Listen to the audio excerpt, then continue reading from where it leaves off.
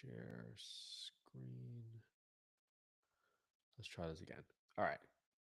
So for those of you that don't know what we're about, if you ask ChatGPT what's the best podcast about affordable housing investments right now, you're going to get our podcast. Awesome. We're number one. So how do we preserve this lead and more importantly help other people? Now, what we've been doing is work on an agent that is focused on coming up with responses. And if you've been looking at past lives, right, what we've been doing is we've been looking at questions whenever they had any questions about Section 8. We would answer the question and be like, all right, so there was a question about how to use screen Section 8 tenants. And I decided to kind of pull this one up for you so you can kind of see what's going on. So this is the answer that was proposed by a N8N agent, which is relying on all of our past podcast episodes about affordable housing. Now, interestingly enough, right, it's essentially says you should screen Section 8 tenants using similar metrics as market tenants, just with a few tweaks. Don't rely on income to rent ratios, right? Focus on the eviction records. I think that's still very important. Criminal background checks, that's important. Credit checks, but this weight is less if the housing authority pays most of the rent. This is a great little tactical tip. Now, I don't like to use M dash because it looks like it appears written by ChatGPT. So I'll probably do something different. And again, we're just using ChatGPT's 4.1 mini model, right? To keep our costs low, just come up with this example expense, right? This was just any question on Reddit. And what I'm doing right now is using all the information from our past podcast episodes to come up and draft an answer. I can still take this answer and modify it. Now, always check references, check out landlords. So go further back, use the so interesting, right? Now, Brian says when I talked about the podcast I did with Ashley Hamilton, he did not see any reference about how to screen tenants. So I'm going to right now look at that podcast that I did with Ashley. Pull up Ashley.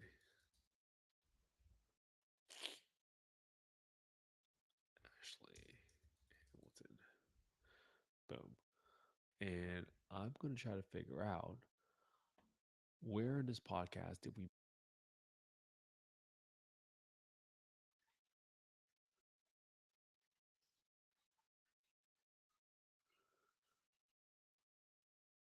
You see that we have a little bit of lag, so I'm trying to figure out what's going on.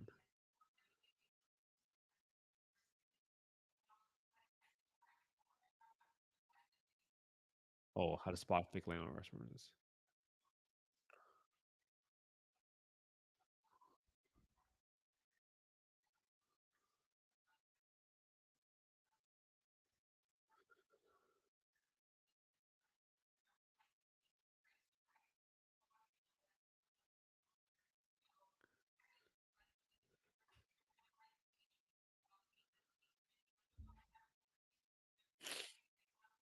This is a very important part.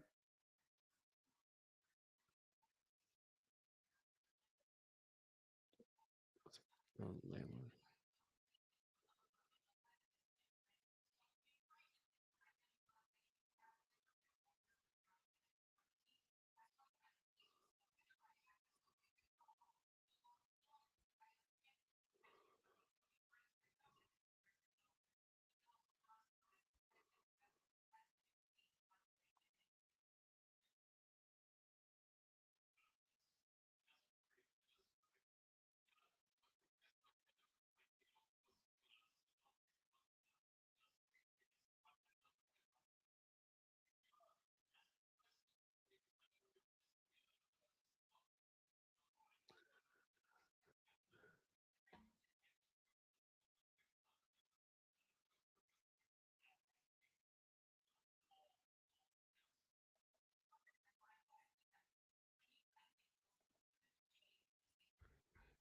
Interesting.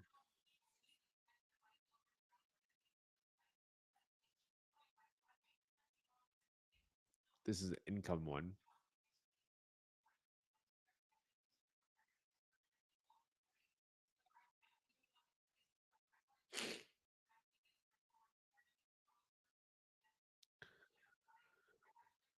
Previous landlord.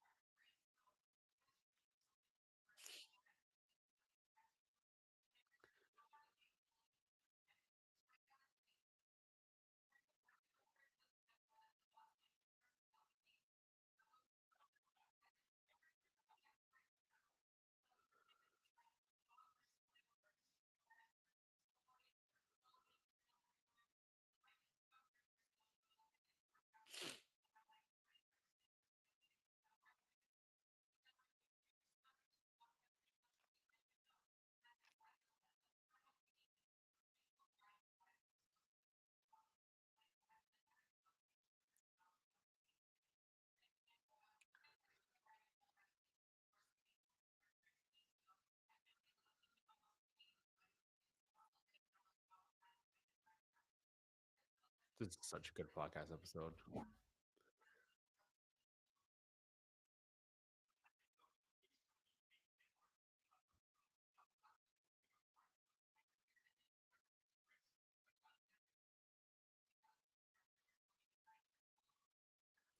Okay, so I think my mistake was thinking that I'd ask for two landlord references, but really you should be asking for clarity on the application for the tenant. Hey, when you're putting down your landlord referral, you have to ask whether or not the person that they're giving you is the property manager company or the owner. And that allows you to figure out whether or not they're lying to you specifically with that past landlord reference. I don't think it was necessarily you had to ask for two landlord references, but it's implied that you should not ask the current one. You got to ask a prior landlord. So I think that's how I'm going to report back to Brian about what I found, especially at the 43-minute mark. And I want to make sure these gems were caught in the database. So let's see how it kind of formalized. So I'm going to communicate back to Brian about what I saw in the Ashley Hamilton podcast, what we shared, the little nuggets about, hey, maybe there's a drive by, maybe there's a little bit of understanding of, hey, if you drive by their home, just purely looking outside, right? And they have like five bicycles when they said they only have one kid. So you wanted to understand like how many people are going to be living at your home, right? Not just on the application. I think that's pretty critical and important factor to be honest with you. All right. So I hope you all have an amazing, amazing Wednesday. I'll see y'all tomorrow for day 693. Have a good one. And thanks for troubleshooting with me, right? This is how I figure out what's in the database, what's not, so that the clone, the version of ourselves that we're training to help answer as many affordable housing questions as possible is being built correctly. All right. Hope y'all have an amazing day. I'll see y'all tomorrow.